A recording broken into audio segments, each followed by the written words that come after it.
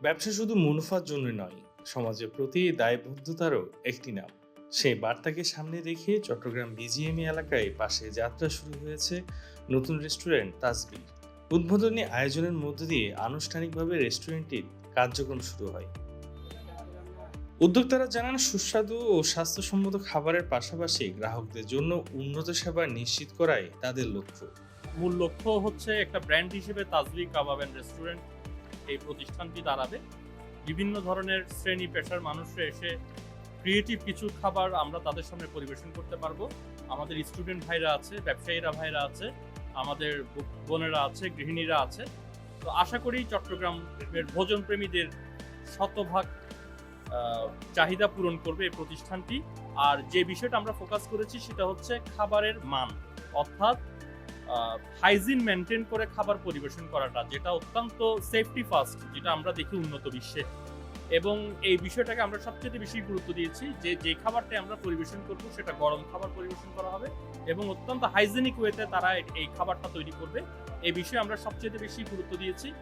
আর আরেকটা বিষয় আমরা গুরুত্ব দিয়েছি সেটা হচ্ছে দামটা মানুষের ক্রয় ক্ষমতার মধ্যে রাখার আমরা চেষ্টা করেছি। পুরো আমাদের যেটা দেখা যায় খানার জন্য আমাদের ঝাউতলা বাজারে গিয়ে মানে রিক্সা নিয়ে গিয়ে দূরে গিয়ে আমাদের থেকে খানা খেতে হইতো, ভালো খানা খাওয়ার জন্য দূরে যেতে হতো। এখন যখন এটা ক্যাম্পাসের একদম পাশে লাগানো হয়েছে, তো আমাদের এটা একটা সুবিধা হইলো। ইউনিভার্সিটিতে গত 3.5 বছর ধরে পড়তেছি। এই দোকানটাতে আমরা দেখেছি টেম্পোরারিলি ভাবে বিভিন্ন সময়ে বিভিন্ন প্রতিষ্ঠান আসছে, কিন্তু বেশি দিন ব্যবসা করতে পারে নাই। তাদের খাবারের মান বা তাদের প্রিপারেশনটা, প্ল্যানিংটা ওরকম ছিল না।